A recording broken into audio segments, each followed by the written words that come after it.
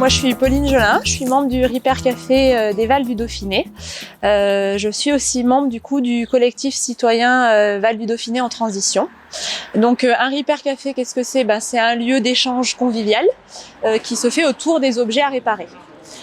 Donc du coup, c'est un outil de transition que le collectif citoyen a estimé important, puisqu'en fait, on était nombreux à avoir mal au cœur en fait à chaque fois qu'on allait à la déchetterie et qu'on voyait des objets quasi neufs et qui pouvaient être réparés et qui étaient jetés comme ça dans la benne. On s'est dit, on va créer cette association parce qu'il y a un besoin de réparation. Les citoyens achètent énormément d'objets, beaucoup trop, je pense, et on peut essayer d'influer ça pour éviter qu'ils achètent trop de neufs, quoi. Ça fait du coup 2 ans et en fait c'est vrai que ça monte crescendo.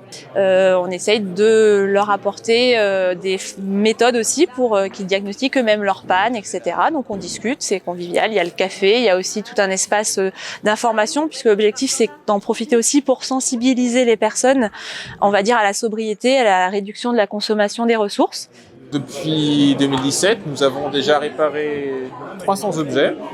Nous sommes une dizaine de bénévoles avec des compétences assez complémentaires, on va dire en électronique, en mécanique, en électricité, en couture, en réparation de machines à coudre, en matériel hi-fi, et on voit également une télé derrière nous. Donc on répare tout type d'objets, sauf les gros électroménagers, en gros, sauf ce qui est encombrant. J'ai connu le Repair Café lors d'une promotion à la Tour du Pin où ils faisaient l'expo pour promouvoir leur action, et j'ai dit pourquoi pas, comme je suis très bricoleur depuis toujours. Je bricole électronique, informatique, mécanique, tout. Il y a beaucoup d'échanges aussi entre réparateurs, donc il faut pas être un expert. L'objectif c'est pas d'être expert, parce que du coup on peut se passer des petites astuces entre bénévoles et entre personnes qui viennent réparer et personnes qui réparent. On est en train de travailler avec notamment le conseil de développement et la déchetterie. Actuellement, 72% des objets sont réparés au moins partiellement. On est assez fiers de nos résultats malgré tout.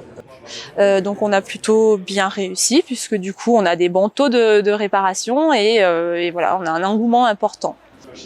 Nous avons déterminé que les émissions de gaz à effet de serre évitées depuis l'ouverture du Repair Café se montent à 15 tonnes depuis décembre 2017, grâce à tous les objets qu'on a réparés. Sur une petite structure qui est la nôtre, sur un petit territoire, c'est déjà énorme. Après, par contre, là, clairement, on est à la limite un petit peu de notre capacité. On a vraiment besoin de réparateurs pour le coup et de bénévoles. Du coup, c'est de plus en plus connu. Et donc là, on est en train de plafonner sur la possibilité d'accueil, en fait. Et bien écoutez, avec le Repair Café et toutes les bonnes initiatives du Nord-Isère, tous en transition, allons-y.